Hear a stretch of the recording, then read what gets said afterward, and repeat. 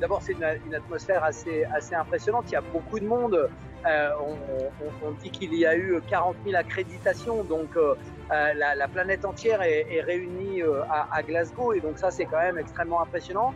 Et après il y a une ambiance un peu particulière, ou en tout cas à deux vitesses. D'un côté des négociations entre les États pour parvenir à un accord. Il y a un draft en anglais, un brouillon qui est sur la table depuis mercredi matin, les discussions, et puis autour les ONG, les territoires, mais aussi les lobbyistes très présents ici à Glasgow, qui occupent l'espace, des temps d'échange, de discussion. Et donc on a un peu l'impression de deux mondes parallèles, mais il ne faut pas qu'il reste parallèle, évidemment. L'interpellation venant des territoires, des citoyens, elle est essentielle pour que tout ça fonctionne. Donc c'est à la fois très impressionnant et en même temps, évidemment, on en attend beaucoup. On espère évidemment qu'à Glasgow, des décisions à la hauteur seront prises. Pour l'instant, c'est plutôt mitigé, mais attendons la fin du processus.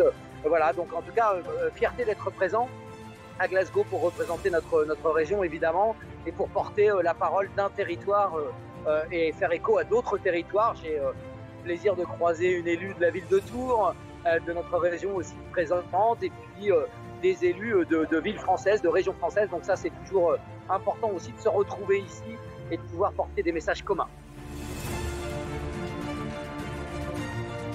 La COP internationale, elle fixe les trajectoires, les ambitions, et malheureusement, on a pu le voir entre Paris, l'accord de Paris et l'état des lieux qui a été fait ici à Glasgow. Nous ne sommes pas sur la bonne trajectoire. Donc évidemment, ce que je peux attendre et le lien que je fais entre l'action territoriale et l'ambition internationale, c'est qu'ici nous sommes sur le passage à l'acte dans les territoires, dans les régions. Nous sommes à l'endroit où nous pouvons faire en sorte que ces trajectoires se concrétisent. Nous ne pouvons pas le faire seuls. Nous avons besoin de politiques européennes, nationales ambitieuses, mais nous pouvons aussi agir pour porter l'action de toutes les parties prenantes de notre région dans la direction de cette ambition internationale indispensable.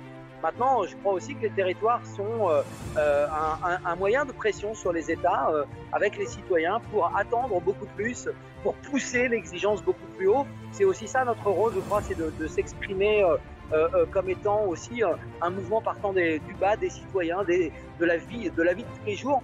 Et je dirais d'ailleurs qu'en venant ici, j'imagine aussi tisser des liens avec d'autres régions, en Europe en particulier, et pas seulement.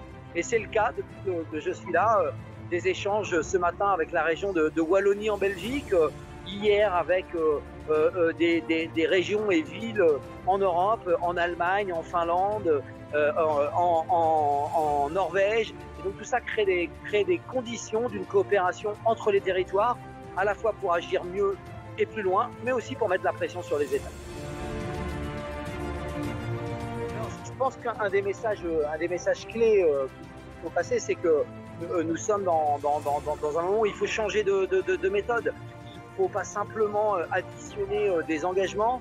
Il faut, je crois, rechercher la cohérence dans l'ensemble de ces engagements. C'est le sens d'ailleurs de notre COP régionale, c'était de se dire ce que nous faisons dans chacune de nos politiques publiques, ou ce que chacun fait parfois un peu dans son couloir, quand on l'additionne, ça ne fait pas le résultat qui est attendu au bout. Et donc il faut travailler autrement, beaucoup plus collectivement. Il faut confronter les points de vue à chaque fois que c'est nécessaire pour essayer de se mettre d'accord pour des actions qui soient à la hauteur de l'enjeu. Donc j'ai envie de dire que le message, il est tous mobilisés autour de cette question. C'est évidemment la question majeure. C'est pas un sujet à côté des autres. C'est un sujet qui percute toutes nos activités humaines, qui nous invite à des transformations.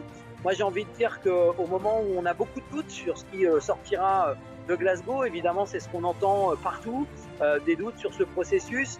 Je voudrais quand même dire qu'il est important qu'il existe et que si ça ne va pas assez loin, évidemment, le rôle des territoires et des citoyens sera renforcé pour porter plus d'exigences. Donc, faisons chacun, là où nous sommes, ce que nous pouvons faire pour faire bouger les lignes, et c'est notre responsabilité en région Centre-Val de Loire, comme ça l'est ailleurs. Donc, j'ai envie de porter un message à la fois d'exigence, parce que c'est un virage. Nous ne pourrons pas faire du business as usual. Nous allons devoir transformer nos pratiques, mais en même temps un message d'espoir parce que la voie que nous avons explorée en région Centre-Val de Loire, elle intéresse dans d'autres territoires, elle est pertinente dans le fait qu'elle mobilise toutes les parties prenantes autour de cet objectif déterminant pour notre avenir.